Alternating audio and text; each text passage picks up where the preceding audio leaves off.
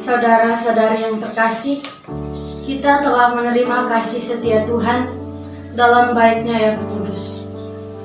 Seperti namanya, demikianlah kemasurannya sampai ke ujung bumi, dan tangan kanannya penuh dengan keadilan. Marilah kita mengawali permenungan kita hari ini dengan berdoa.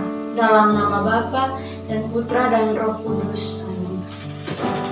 Allah Bapa yang Maha Kuasa dan Kekal, syukur dan terima kasih berlimpah karena Engkau telah menghimpunkan kami kembali di tempat ini. Bapa, pada kesempatan ini kami akan merenungkan sabda-Mu. Kiranya berkatilah kami, tuntunlah kami, agar apa yang kami renungkan hari ini dapat bermanfaat dan menuntun kami ke jalan yang benar. Inilah doa dan permohonan yang kami sampaikan kepadamu dengan pengantaraan Yesus Kristus Putra-Mu, Tuhan kami, yang bersama dengan Dikau dalam persekutuan Roh Kudus, hidup dan berkuasa Allah sepanjang segala masa. Amin.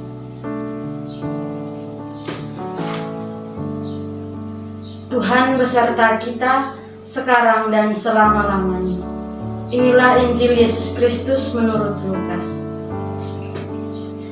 Ketika genap waktu penahiran menurut hukum Taurat Musa, Maria dan Yusuf membawa Yesus ke Yerusalem untuk menyerahkannya kepada Tuhan, seperti ada tertulis dalam hukum Tuhan.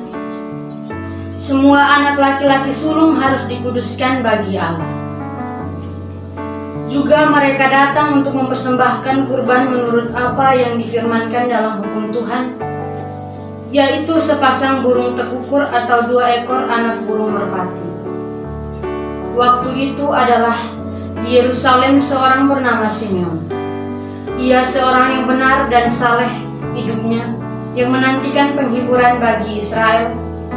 Roh Kudus ada di atasnya, dan kepadanya telah dinyatakan oleh Roh Kudus bahwa ia tidak akan mati sebelum ia melihat Mesias, yaitu Dia yang diurapi Tuhan.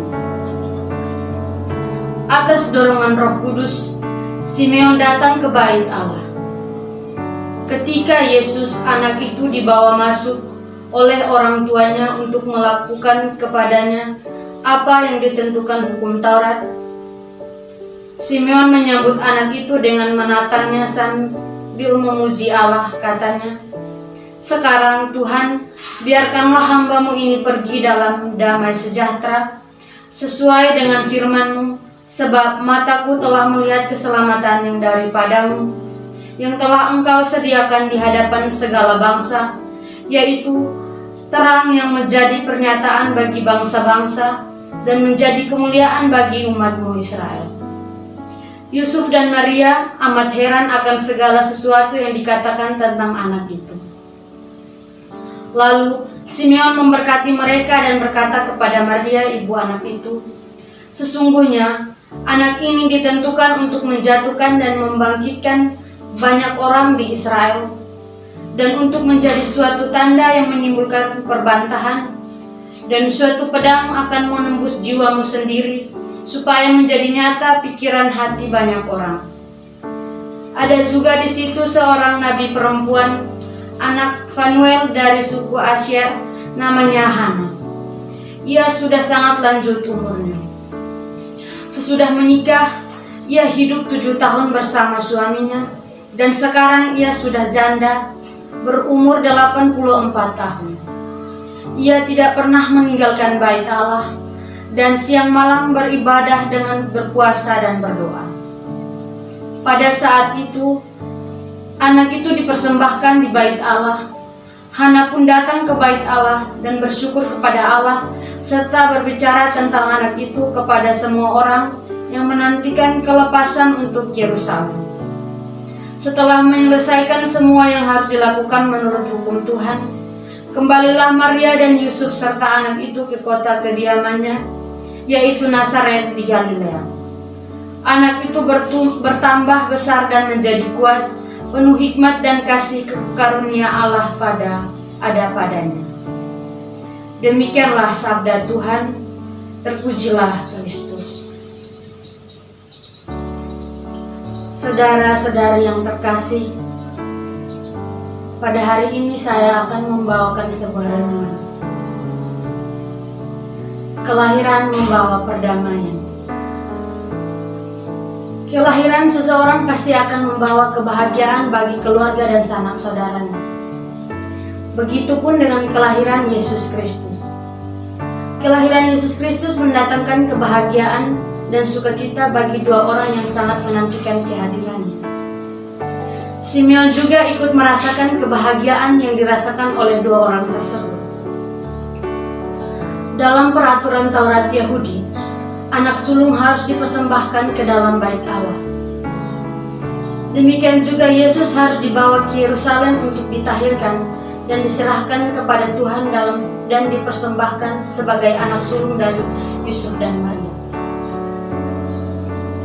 Semua peraturan itu selain baik dan berguna untuk kebaikan umat Israel sendiri, juga merupakan bagian dari pengakuan mereka sebagai umat perjanjian milik Allah itu sendiri. Sebagai keluarga Yahudi lainnya, Yusuf mempersembahkan Yesus sebagai persembahan sulung bagi Allah karena Yesus adalah putra Maria dan Yusuf yang pertama. Yesus diutus oleh Allah ke dalam dunia untuk menyelamatkan manusia dari dosa dan kesalahan. Maka Yesus pun harus menaati peraturan Taurat Tuhan. Ia harus disunat dan dipersembahkan ke dalam bait Allah sebagai putra sulung dari Maria dan Yusuf. Maria dan Yusuf pun harus berdoa terus-menerus supaya sejak awal sampai pada akhirnya kehidupan Yesus akan melakukan kehendak Tuhan, melayani dan memuliakan Allah dengan pengabdian. Maria dan Yusuf memenuhi hukum Taurat dengan mempersembahkan putra sulung kepada Tuhan. Tidak lupa juga mereka membawa persembahan kurban istimewa, seperti sepasang burung tekukur atau dua ekor anak burung merpati. Saat tiba di depan gerbang Nikanor, orang pertama yang mereka bertemu adalah Simeon. Simeon digambarkan sebagai orang benar, saleh, menantikan penghiburan bagi bangsa Israel. Hana sangat bersukacita karena melihat keselamatan. Hana juga adalah seorang wanita yang berusia 80-an tahun dan tidak pernah meninggalkan bait Allah. Kisah Yesus dipersembahkan di dalam bait Allah merupakan persembahan kurban anak domba yang dihadirkan dalam setiap perayaan Ekaristi. Maria mempersembahkan sepasang burung tekukur dan 2 ekor anak merpati sebagai persembahan orang miskin, mempersembahkan seperti hukum Taurat Musa yang harus mempersembahkan anak domba. Saudara-saudara yang terkasih, dengan kehadiran Yesus Kristus di dunia akan membawa kebahagiaan dan sukacita bagi kita. Dia akan melepaskan kita dari ketakutan dan penderitaan. Dia akan memberikan kita kekuatan untuk menghadapi dan mengatasi seluruh permasalahan hidup kita. Seperti Bapak Simeon, hidup kita akan menjadi damai. Semoga. Saudara-saudari yang terkasih, setelah merenungkan firman Tuhan, marilah kita mengakhiri perenungan kita ini dengan doa penutup. Marilah berdoa. Ya Allah, Engkau telah memenuhi kerinduan Simeon. Ia tidak mengalami kematian sebelum menatang Kristus Putra-Mu. Semoga berkat santapan suci yang telah kami dengar, Engkau menyempurnakan rahmat-Mu dalam diri kami, agar seperti Simeon, kami pun Engkau perkenankan menyongsong Putra-Mu dan memperoleh hidup yang kekal. Sebab Dialah Tuhan dan pengantara kami, kini dan sepanjang masa. Amin. Dalam nama Bapa dan Putra dan Roh Kudus.